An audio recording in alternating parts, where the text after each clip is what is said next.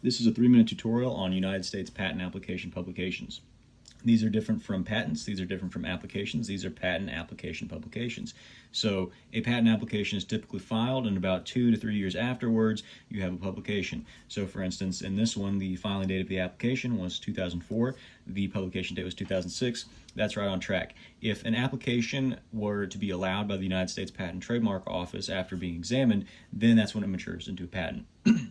So again, you have 3 different documents here. You have patents, applications, and patent application publications. Today we're just talking about the first page of the patent application publication because there's a lot of info here. This is your first named inventor. The first named inventor typically has no significance other than just being the person who's listed first on the application data sheet when the application is filed. This is your title. This is your inventor section. Other inventors may be here if other inventors contributed to the application. However, in this case, there was only one inventor, and it looks like this inventor did not hire a firm, so then you have a correspondence address here that corresponds to this inventor. Typically you see firm addresses here, and typically you see more inventors, but it's also common to have a lot of single inventor application out there. So this is your application number. Again, the application is separate from the publication. So you have this application number, and then you have this publication number.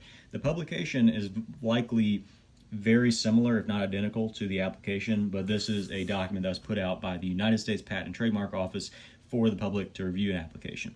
Again, the application is confidential until this publication is made to where the public can see the contents of the application. So in some cases it matches exactly how the application was filed. In some cases there are some differences if amendments were entered. Then you have your barcode up here. That's just for USPTO purposes. It doesn't really have a lot of purpose for the public. Again, you have your publication number, your publication date, your actual application filing date, your publication classifications. You may have international classifications here. You may have US classifications. You may have international classifications more particularly if this was part of a WIPO filing. We can go into that into a later video. But if it was just a national filing, more commonly you'll only have the US classification section, and you may or may not have the international classification section. This is your abstract. Should be 150 words or less and should summarize your invention. And this is a figure. Typically it's the first figure that's listed. I believe that is, yep, the first figure here as well. And so it can be a different figure, but they just try to pick a figure at the USPTO sort of arbitrarily that gets at the invention. Here it's a walking through walls training system, so they had to do what they could.